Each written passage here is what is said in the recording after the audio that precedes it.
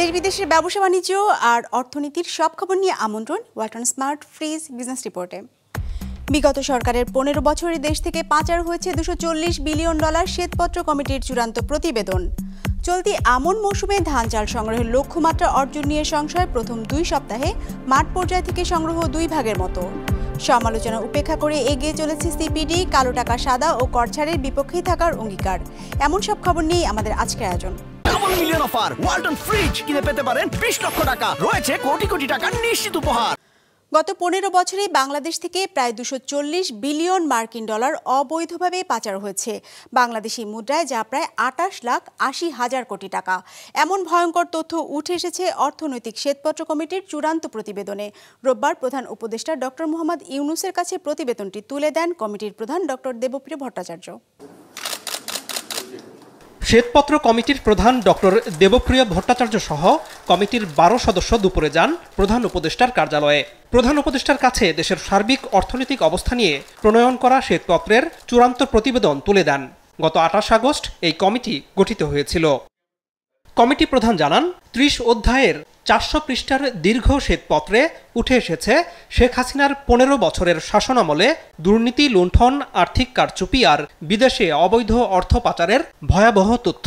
সরকার আসার পরে যে সমস্যাগুলো পেয়েছে, এটা আমরা যেগুলি মনে করতাম তার চেয়ে সমস্যা আরো অনেক গভীর। সেহেতু এটা একটা আমাদের বড় সিদ্ধান্ত যে ক্ষত সৃষ্টি হয়েছে, ক্ষত অনেক গভীর। আমরা আন্দাজও করতে পারি নাই যে এত দূর পর্যন্ত এটা যেতে পারে এবং এত বিস্তৃত হতে পারে। কমিটির সদস্যরা জানান, আমলা, ব্যবসায়ী আর সরকারে থাকা রাজনীতিবিদরা এই আর্থিক অনিয়মের সঙ্গে জড়িত। প্রায় 45% দুর্নীতির দায় সরকারি কর্মকর্তাদের হাতে, তারা একটার সাথে জড়িত। 40% এর কাছাকাছি রাজনীতিবিদ, দলীয় গ্রুপ জড়িত। আর বাকিটা ব্যবসায়ীদের মধ্যে দুর্নীতি আছে, ইন দ্য সেন্স তারা একে অপরকে পয়সা দিয়ে মনোপলি রেন্ট, এক ধরনের কার্টেল ফরমেশন করছে, সেটার মাধ্যমে আছে। এই 7টা প্রকল্পে আমরা দেখেছি 1,14,000 কোটি টাকার মতো বিনিয়োগ হওয়ার কথা, এটা শেষ পর্যন্ত দাঁড়িয়েছে 1,95,000 কোটি টাকায়, অর্থাৎ প্রায় 70% মতো এটার বিনিয়োগ বেড়েছে। এবং আমরা দেখেছি কিভাবে বিভিন্ন কম্পোনেন্ট এগুলোকে অ্যাড করে তারপর জমির দাম বাড়িয়ে যে প্রকিউরমেন্টে বিভিন্ন ধরনের কারসাজি করে প্রকল্পের অপব্যয় বাড়ানো হয়েছে, দুর্নীতি হয়েছে, তার কোনো হিসাব নেই। তো একটা কনজারভেটিভলি $30 বিলিয়ন মতো খরচ হয়েছে আমাদের খালি জেনারেশন সেক্টরে। তো সেখানে 10% কিকব্যাকেও $3 বিলিয়ন কিকব্যাক হয়েছে। অনেকে বলে এটা 20% তাহলে তো $6 বিলিয়ন। তো এটা হচ্ছে লেভেল অফ করাপশন। এরকম প্রতিবেদন তৈরি করায় প্রধান উপদেষ্টা কমিটিকে ধন্যবাদ জানান। বলেন, প্রতিবেদন চূড়ান্তভাবে প্রকাশ করা উচিত এবং স্কুল, কলেজ, বিশ্ববিদ্যালয়ের পাঠ্যপুস্তকে তা অন্তর্ভুক্ত করাও দরকার। সম্পদের যে লুটপাট হয়েছে তার দলিল তৈরি করার দায়িত্ব দিয়েছিলাম ডক্টর দেবপ্রিয়কে। সময় বেশি লাগেনি, 3 মাসের মধ্যে সব রহস্য সামনে চলে আসে। এটি অবাক লাগে। এটা তো ঐতিহাসিক দলিল, এটি বলার জন্য এটা তো ঐতিহাসিক দলিল। গত 15 বছরে বাংলাদেশ থেকে প্রায় $240 বিলিয়ন অবৈধভাবে পাচার হয়েছে সেই তথ্য পাওয়া গেছে শ্বেতপত্রে, এমনটি জানায় প্রধান উপদেষ্টার প্রেস উইং। হাজার হাজার লোককে খুন করা হয়েছে, হাজার হাজার লোককে গুম করা হয়েছে, সেটার তো বিচার হবে। কিন্তু যারা পুরো দেশকে আপনি এই একটা ভয়ানক রকমের একটা লন্ডভন্ড অবস্থায় রেখে গেছে, এই ধরনের একটা মহাচুরি, ইন্ডাস্ট্রিয়াল স্কেলের যে চুরি হয়েছে, তো সেই চুরি তো অবশ্যই বিচার হবে, কেউ ছাড় পাবে না। আগামীকাল সংবাদ সম্মেলন করে অর্থনৈতিক শ্বেতপত্র কমিটি তাদের দেয়া প্রতিবেদনের বিস্তারিত তুলে ধরবে। Anwar Hossain, business report, Maasranga television. চলতি আমন মৌসুমে ধান চাল সংগ্রহের লক্ষ্যমাত্রা অর্জন নিয়ে সংশয় দেখা দিয়েছে। কার্যক্রম শুরুর প্রথম 2 সপ্তাহে মাঠ পর্যায় থেকে সংগ্রহ হয়েছে লক্ষ্যমাত্রার মাত্র 2 ভাগের মতো। যদিও খাদ্য অধিদপ্তর বলছে লক্ষ্যমাত্রা অর্জন করা যাবে। আর লক্ষ্য অর্জনে গতানুগতিক ধারা থেকে বেরিয়ে সরাসরি কৃষকের কাছ থেকে ধান চাল সংগ্রহের পরামর্শ দিয়েছেন বিশ্লেষকরা। উৎপল মির্জা ও ফুয়াদ হোসেনের সহযোগিতায় রঞ্জিবুল মিজানের রিপোর্ট। আমন ধানের ভরা মৌসুম, ধান কাটা আর মাড়াইয়ে ব্যস্ত চাষি। মাঠ পর্যায় থেকে সেই ফসল কিনতে সরকারের কার্যক্রম শুরু হয়েছে গেল 17 নভেম্বর। দেশের মধ্য অঞ্চলের জেলা পাবনায়ও এই কার্যক্রম শুরু করেছে স্থানীয় খাদ্য বিভাগ। জানা গেছে, চলতি মৌসুমে 169 জন ডিলারের কাছ থেকে 853 টন ধান চাল কেনার লক্ষ্য ঠিক করেছে সরকার। বিপরীতে এখন পর্যন্ত 1 টনও সংগ্রহ করা যায়নি। ব্যবসায়ীরা বলছেন, চালের উৎপাদন খরচ সরকার নির্ধারিত দরের থেকে বেশি হওয়ায় দিতে পারছেন না তারা। সরকার যে রেট দিছে, এই রেট অনুযায়ী আমাদের ধান কিনে চাল উৎপন্ন করতে আমাদের 50-52 টাকা পড়ে যায়। আসলে সরকার যে রেটটা দিছে, সে রেটে আমাদের সরকারকে চাল দেওয়া কোনোভাবেই সম্ভব না। প্রতি বছরই আমরা সরকারকে চাউল দেই, কিন্তু এবার দিতে পারতেছি না। যে রেট দেয় সেই রেটে আমাদের আসলে পোষাচ্ছে না। সংগ্রহ অভিযান শুরু হয়েছে উত্তরের জেলাগুলোতেও। রংপুর বিভাগের 8 জেলা থেকে আমন মৌসুমে 2,10,000 টন ধান চাল সংগ্রহের লক্ষ্য ঠিক করেছে খাদ্য অধিদপ্তর। এর মধ্যে 28 নভেম্বর পর্যন্ত চাল সংগ্রহ করা গেছে 4,291 টন। ধান সংগ্রহ হয়েছে 180 টন আর আতপ চাল সংগ্রহ করা হয়েছে 437 টন। যদিও খাদ্য বিভাগের আশা বাকি সময়ের মধ্যে অর্জন করা যাবে লক্ষ্যমাত্রা। সার্বিকভাবে বাজার কিছুটা মানে আমাদের সংগ্রহ মূল্যের কাছাকাছি, বেশি না কাছাকাছি। তো এটা যদি এরকমই থাকে, আমরা চেষ্টা করব আমাদের টার্গেটের চেয়ে বেশি সংগ্রহ করতে। কৃষি সম্প্রসারণ অধিদপ্তরের হিসেবে চলতি অর্থ বছরে 58 লাখ হেক্টর জমিতে আমনের আবাদ হয়েছে দেশে, যেখান থেকে ধান উৎপাদনের লক্ষ্য ধরা হয়েছে 1,78,00,000 টন। এই উৎপাদন থেকে 5.5 লাখ টন ধান আর 4 লাখ টন চাল কিনবে সরকার, যদিও রোববার পর্যন্ত সংগ্রহ করা গেছে মাত্র 2% মতো। একই পদ্ধতিতে ধান প্রকিউরমেন্ট পলিসি দিচ্ছে, প্রত্যেক বছরে ফেল করছেন। আজ পর্যন্ত 50% প্রকিউর করতে পারেনি। গত 15 বছর যদি আপনি দেখেন ইতিহাস, তাহলে আমি এটা কেন প্রকিউরমেন্ট হয় না, ওই জায়গায় আমি কেন কাজ করছি না, এর থেকে বেরিয়ে আসতে হবে। অল্টারনেটিভ হতে পারে যে আপনি ইউনিয়ন পর্যায়ে চাল সংগ্রহ করার ব্যবস্থা করুন, ধান সংগ্রহ করার ব্যবস্থা করুন। যে কোনো কৃষক 2 মণ 5 মণ ধান নিয়ে যাবে, ক্যাশ টাকায় নিয়ে আসবে। যেভাবে ব্যাপারীরা ধান কিনে, তারা বড় বড় হাটে গাড়ি ট্রাক নিয়ে যায়, টাকা নিয়ে বসে থাকে, কৃষক ধান নিয়ে আসতেছে, ধান রেখে তারা টাকা দিয়ে দিচ্ছে। সেইভাবে যদি সরকার মানে ফুড ডিপার্টমেন্ট সংগ্রহ করতে না পারে, তাহলে আপনার কৃষকের বেনিফিট হবে না। চলতি আমন মৌসুমে 47 টাকা কেজি দরে সারা দেশ থেকে চাল সংগ্রহ করছে সরকার, আর ধানের দাম ধরা হয়েছে 33 টাকা প্রতি KG. Ranjibul Mizan, business report, Maasranga television. যত চাপে আসুক না কেন, সিপিডির অবস্থান সব সময় কালো টাকা সাদা ও কর ছাড় সহ সকল অনিয়মের বিপক্ষেই থাকবে। কোনো চাপ বা হস্তক্ষেপে সমতাভিত্তিক সমাজ তৈরির গবেষণা থেমে থাকবে না বলে জানিয়েছে সংস্থাটি। রোববার সিপিডির 30 বছর পূর্তি উপলক্ষে আয়োজিত অনুষ্ঠানে এসব কথা জানায় তারা, যেখানে উপস্থিত আলোচকরা দেশ ও দশের উন্নয়নে আরও বেশি সক্রিয় ভূমিকা রাখার জন্য সিপিডিকে আহ্বান জানায়। তৈরি পোশাক খাত, রাজস্ব, রাজনীতি, সামষ্টিক অর্থনীতি সহ দেশের বিভিন্ন বিষয় নিয়ে 30 বছর ধরে কাজ করে যাচ্ছে গবেষণা সংস্থা সিপিডি। সূচনা লগ্ন থেকেই সমতাভিত্তিক সমাজ প্রতিষ্ঠার জন্য কাজ করে যাচ্ছে সংস্থাটি, যার জন্য তাদের পার করতে হয়েছে অনেক ঘাত প্রতিঘাত। সংস্থাটি বলছে, কোনো সমালোচনা কিংবা হস্তক্ষেপেই তাদের মূল লক্ষ্য থেকে বিচ্যুত করতে পারেনি। সামনের দিনও এ ধারায় অবিচল থাকবে সিপিডি। যে সিপিডিকে অনেক ধরনের চ্যালেঞ্জের মুখোমুখি হতে হয়, অনেক ক্রিটিসিজমের মুখোমুখি হতে হয়, but the presence of CPD or the arguments CPD presents cannot be ignored. Thank you all for being part of this journey.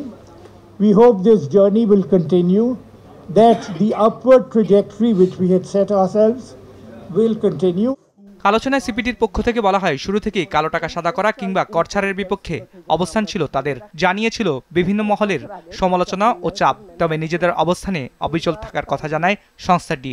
সেই সাথে সামনের দিনে কিভাবে কর ছাড় বন্ধ করা যায় ও কালো টাকার প্রবণতা থেকে দেশের অর্থনীতিকে স্বস্তি দেওয়া যায় সে বিষয়েও মত তাদের। কালো টাকা সাদা করা নিয়ে, এটা নিয়ে অনেকের অনেক রকম অবস্থান রয়েছে, কিন্তু আমরা আমাদের সেই যে জাস্ট সোসাইটির পয়েন্ট থেকে আমরা ওই একই জায়গায় রয়েছি যে আমরা কালো টাকা সাদার পক্ষে কখনো থাকবো না। ঠিক একইভাবে ইনইকুয়ালিটি ইনশিওর করার ক্ষেত্রে প্রোগ্রেসিভ ট্যাক্সেশন দরকার। সেই জায়গাটাতে আমরা মনে করি যে হ্যাঁ, ট্যাক্সেশন স্ট্রাকচারেও ওইভাবে পরিবর্তন দরকার। কর ফাঁকি বা কর অনাদায়ী যে ইস্যুগুলো, সেগুলো আমরা ট্যাক্স পলিসি বা ট্যাক্স জাস্টিসের পয়েন্ট থেকে আমরা কিন্তু নিয়ে আসছি, বা আগামী দিনেও সেই জিনিসগুলো আমরা দেখতে পাচ্ছি। সিপিডির এই আলোচনায় গত 30 বছরে দেশের অবদানের পাশাপাশি উঠে আসে দেশের সামষ্টিক অর্থনীতির সমসাময়িক নানা বিষয়, যেখানে বলা হয় মুদ্রানীতি সহ অন্যান্য বেশ কিছু বিষয় অন্ধভাবে IMF এর নীতি কৌশল বাস্তবায়নের নেতিবাচক প্রভাব পড়তে পারে দেশের অর্থনীতিতে। Monetary policy we are pursuing, এটা আমার কাছে মনে হয় একটু ড্যামেজিং হচ্ছে। সো মনিটারি পলিসিতে in total should not follow the IMF's prescription. Many other countries IMF prescription followed and they become poorer. Many examples are around. So we should adjust our policy to the to the local needs as well as accommodating to what our economy needs. CPD 30 বছরের অগ্রযাত্রায় প্রশংসা জানান সরকার প্রধান এক video বার্তায়। 30 বছরের এই দীর্ঘ যাত্রায় সিপিডি সবসময় স্রোতের বিপরীতে দাঁড়িয়ে স্বাধীনভাবে চিন্তা করেছে এবং দেশের স্বার্থে নীতি নির্ধারকদেরকে বিভিন্ন সময়ে গুরুত্বপূর্ণ পরামর্শ দেওয়ার চেষ্টা করেছে। আমি আশা করি সিপিডি অতীতের মতোই বর্তমানে ও আগামীতে তার বুদ্ধিবৃত্তিক অবদান অব্যাহত রাখবে ও দেশ ও দেশবাসীর কল্যাণে অবদান রেখে যাবে। অনুষ্ঠানে জানানো হয় বর্তমান সরকারের 100 দিনে ব্যাংক, সামষ্টিক অর্থনীতি সহ 6 খাতের জন্য বেশ কিছু নীতি প্রস্তাব করেছে সিপিডি, যার মধ্যে 22টি নীতি আংশিক কিংবা পুরোপুরি বাস্তবায়ন করেছে সরকার। Raihan Shovon, business report, Maasranga television.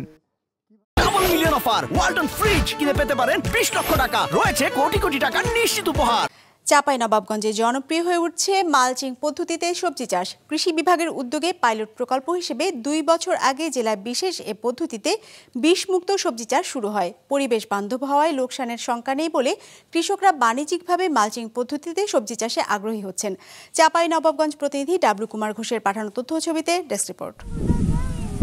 চাঁপাইনবাবগঞ্জের বেশিরভাগ কৃষক এখন মালচিং পদ্ধতিতে সবজি চাষ করছেন। এ পদ্ধতির চাষাবাদে কীটনাশকের ব্যবহার নেই বললেই চলে। জৈব সার দিয়ে উঁচু বেড তৈরি করে মালচিং পেপার দিয়ে ঢেকে দেওয়া হয়।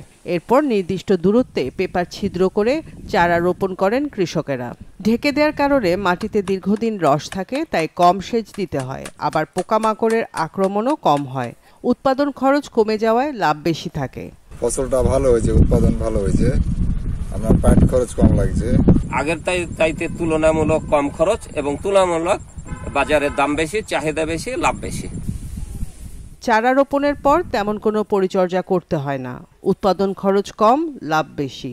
তাই জেলার বেশিরভাগ কৃষকই এই পদ্ধতিতে সবজির আবাদ করছেন। টমেটো করছে 10 বিঘা, করলা করছে 3 বিঘা, লাউ করছে 1 বিঘা, আর ফুলকপি 1 বিঘা, মোট 16 বিঘা মতো মালচিং পদ্ধতিতে চাষ করছি।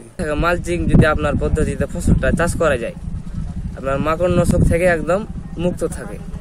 এটা আপনার একরকম বড় লাভজনক। মালচিং পদ্ধতিতে চাষাবাদের জন্য অনেক সুবিধা, এখানে রোগবালাই কম হয়, প্লাস লেবার খরচ কম থাকে এবং সাথে সাথে এখানে উৎপাদনও বেশি হয়। উৎপাদিত শাকসবজিগুলো অনেকটা পরিবেশ বান্ধব, যাকে বলা হয় যে নিরাপদ। কৃষক ভাইদেরকে আমরা এই মালচিং ব্যবহারের সাথে সাথে নিয়ন্ত্রিত মাত্রায় বালাইনাশক স্প্রে করা এবং বালাইনাশক স্প্রে করার কতদিন পরে সবজি সংগ্রহ করতে হয় সেই বিষয়গুলো আমরা তাদেরকে অবহিত করছি, যার ফলে আমরা আশা করছি আগামীতে আমরা এই যে আপনার যে মালচিং পেপার ব্যবহারের সাথে সাথে আমরা নিরাপদ খাদ্য উৎপাদনে আমরা সক্ষম হব। চলতি বছর জেলায় 2740 হেক্টর জমিতে মালচিং পদ্ধতিতে বিভিন্ন ধরনের শাকসবজি আবাদ করা হয়েছে। Business report, Maasranga television.